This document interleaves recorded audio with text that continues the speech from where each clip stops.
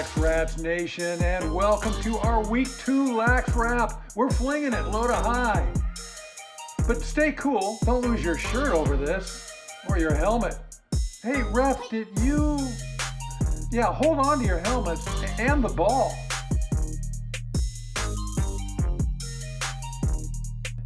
In fact, take a seat, get a grip. Steer your way right to the front. Swim if you must. And watch out from behind or pay the price. Take care of business. Assume the buffalo stance.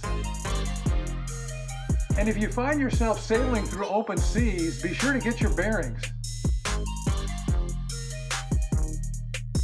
Keep paddling, cause the turnover, and then cash in your stick for the celly. LaxWrap, right now. Hello again, LaxRatz Nation. Chopper here with Week 2 edition of LaxWrap. We've got the scores, we've got the updates, we've got the updates from Tauli, and we've got plenty of video for you. So sit down, grab a cold drink, and let's get going. Starting with some updates from the boys' sides, we've got a couple of people that have sent us in scores and highlights. First off, I want to let you know last week Santa Margarita beat Newport Harbor 6-4. The standouts among the Santa Margarita team included Colin Hebel, who had 2 goals, Corbin Feathers, who had a goal and an assist, Nate Panlilio, I think I got that right, Nate, a ground ball and a caused turnover, and Ryan Rodas in goal with 8 big saves. So congratulations to Santa Margarita. Also, their JV beat Newport Harbor 9-4. We also got an update from Modern Day, and they're sending us the updates, folks, and they're all hot. They have been rolling. This past week, they won at St. Margaret's Episcopal High by a score of 13-9. Standouts for the Monarchs included sophomore Kristen Jewell, who had 4 goals, and junior Grant Portillo with 3 goals. Lucas De La Paz went 80% from the face-off X, another dominant performance. And if you're like me, when you've rooted for teams that don't have a good face-off guy, it is frustrating. But congratulations to Lucas, because he is dominating from the X. Monarchs will be on the road April 7th against Los Alamitos. That should be a good game. Should be a good test for Modern Day. We also managed to get out and talk to a number of coaches this week on the boys' side. We had a chance to talk to Coach Don Bowers of St. Francis, and here's that interview. Hi, I'm Don Bowers. I'm with St. Francis High School Lacrosse.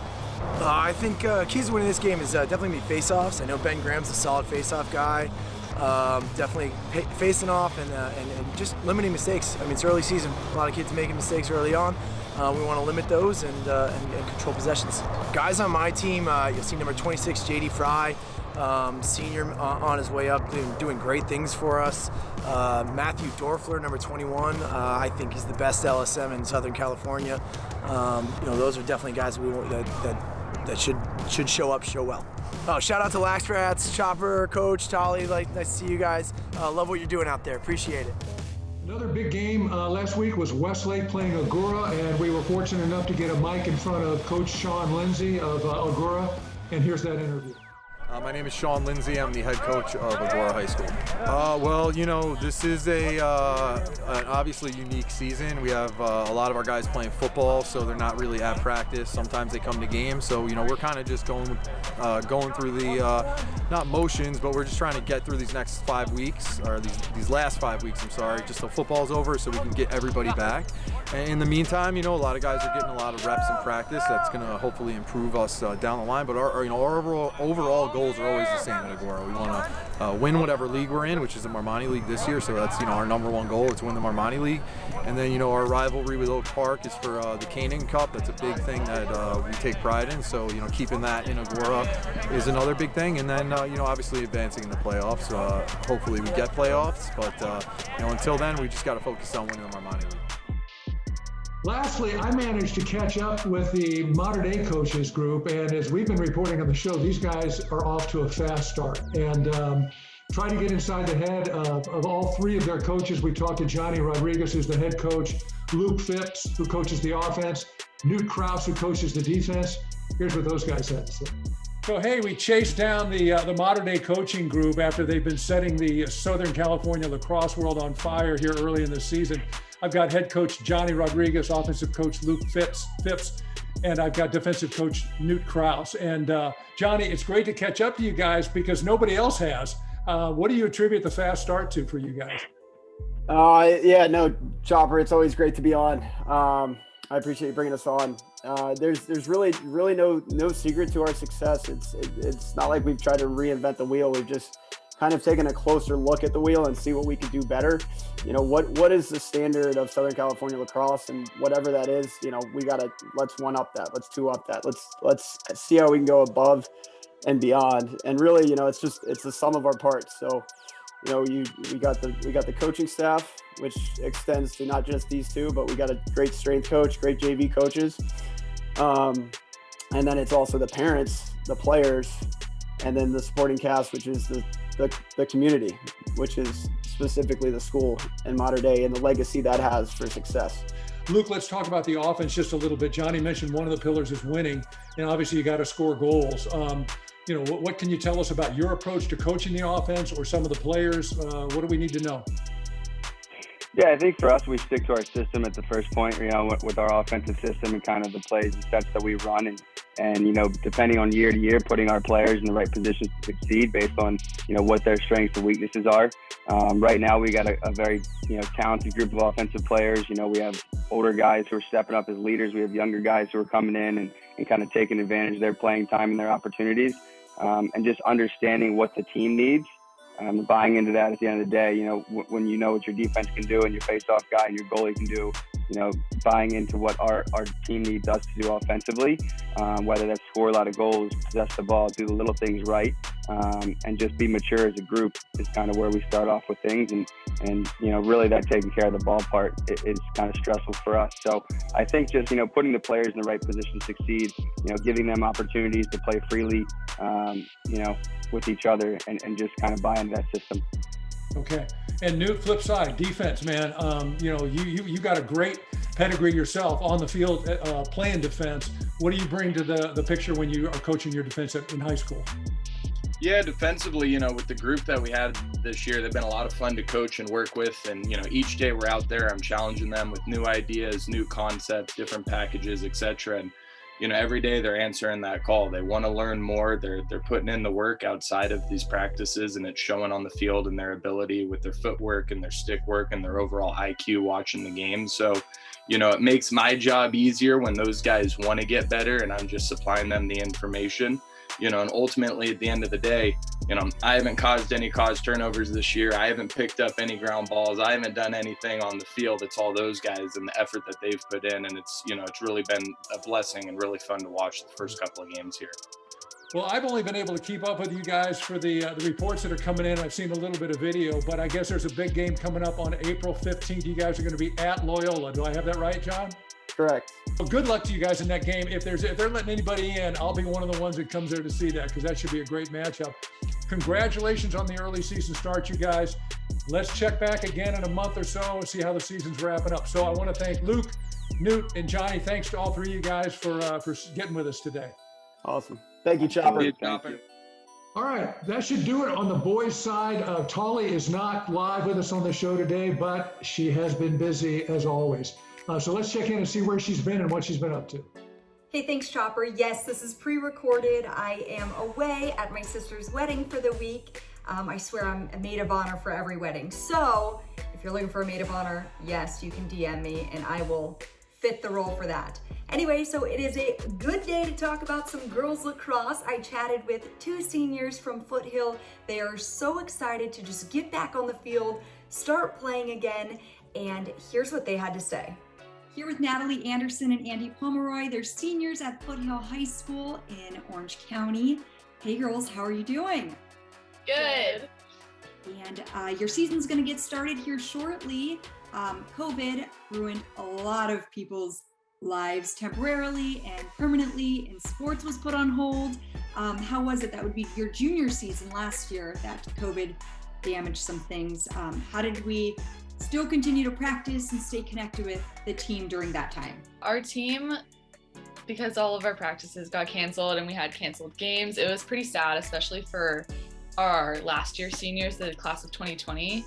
But our school put on a lot of things for them. We had like a drive-by for seniors, and then our team stayed connected through like social media and like posting for each other and like weekly challenges and all that kind of stuff.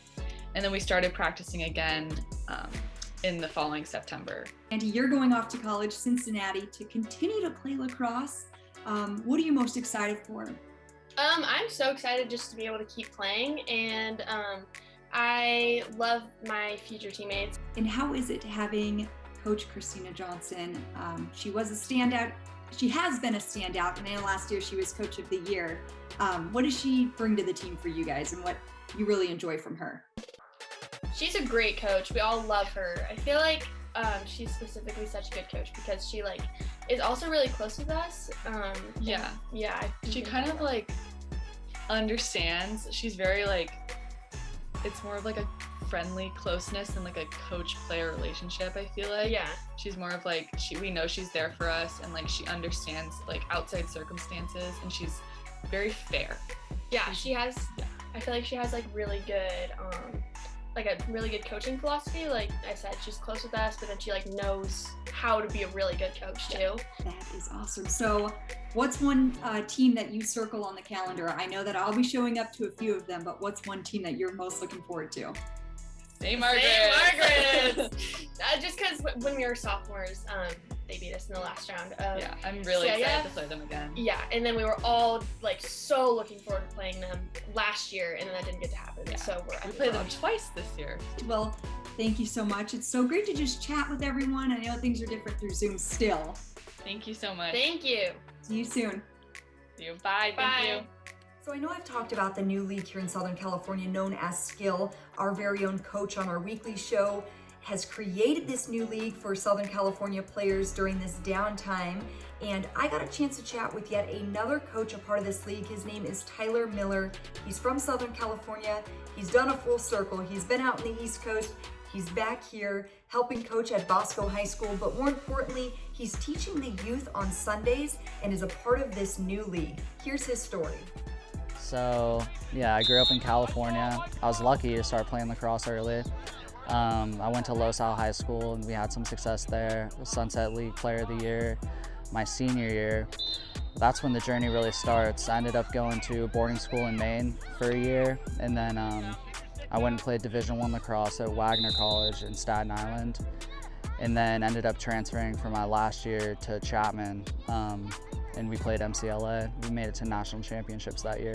So I've been all over. I had the D1 experience, I had the club experience, I had the boarding school experience. And yeah, now I'm back coaching for Leverage Lacrosse in St. John Bosco. With the young guys, the youth guys, I'm just teaching them the fundamentals, right? The earlier you have the stick in your hands, the better you're gonna be when you grow up. And getting them used to the game, it's kind of a different game, but there is similarities with if they play hockey or the basketball, the offense is very similar. But yeah, it's just getting the fundamentals drilled into their head a little bit earlier than even I had the opportunity to. And I think that'll pay dividends farther down the road when they end up playing in high school. Yeah, spring's here, weather's great, things are, you know, we're starting to play lacrosse again, which is great for the kids. It's great to see them out here finally having fun. That's all the girls' content I have for this week. I look forward to week 3. And of course, if you have any story ideas, if you'd like to be interviewed, if you have a picture, videos, of course, you can always DM me or you can DM at LaxRatz. And check out the full interview on our YouTube page.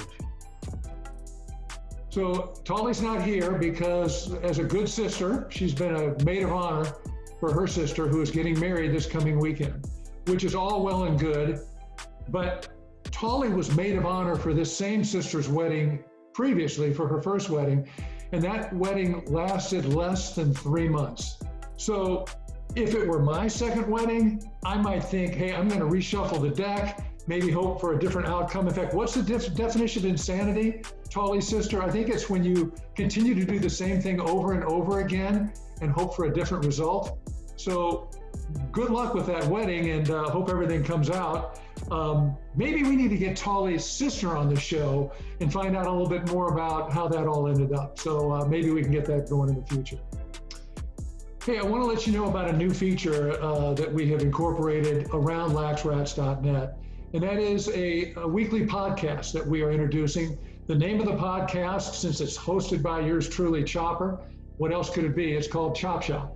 And through our sponsor, LaxRatz.net, we'll be airing interviews with an insight from lacrosse players, coaches, officials, maybe fans and family. The whole idea is that I really believe that lacrosse is an allegory for life, and that many of the experiences that some of these people have had with lacrosse are crossover and really provide life lessons. So that's coming up. It's going to be coming online very soon, and here's where you can see it. You can listen to it on iTunes and Spotify. You can see it on YouTube and on our page on YouTube, which is LaxRatz.net. Just search for Chop Shop, look for me, Chopper, and please, watch it, enjoy it, give us your feedback. All right, LaxRatz Nation, this is the moment everybody waits for each week, and that is the top plays of the week. And a heads up that this week's #1 play will win its participant a LaxRatz t-shirt and LaxRatz stickers. These are very rare items, can only be found high price on eBay, so don't be fighting over them. Just get us the #1 play, and you too can enjoy these goodies. All right, let's take a look at those top plays.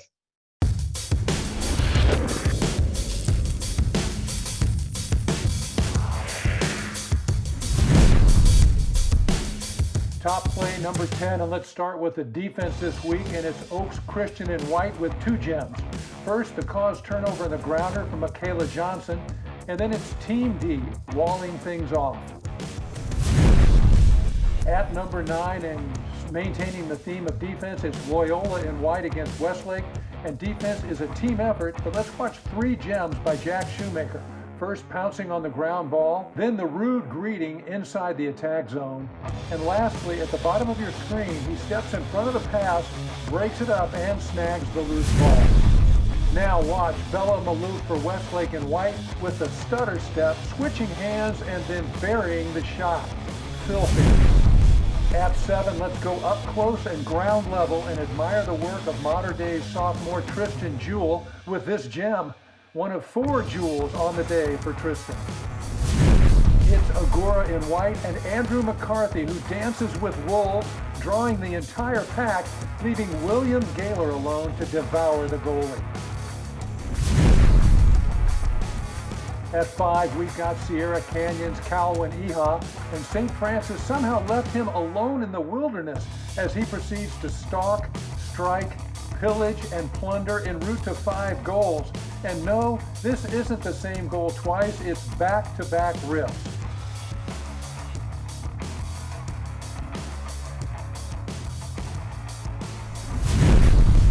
Number 4, this time it's Westlake and White and Jack Follett with a move, and how did he even see Giovanni Silva? Well, he did, and Silva with an incredible no-look bouncer for the goal. Number 3, Sierra Canyon inflicting a little more pain as Ben Graham takes the high pass, spins 2 defenders around, and then buries the low shot. At number 2, and how about this one, Crespi and White, and they're going to set up Luke and McGuire right on the doorstep, and then a little bit of White magic as he waves the wand and makes the ball disappear. And our number 1 play, I watched this one half a dozen times, it's so good. Westlake's Ryan Sullivan makes a nice play off the face-off to create an angle and score. But wait, there's more.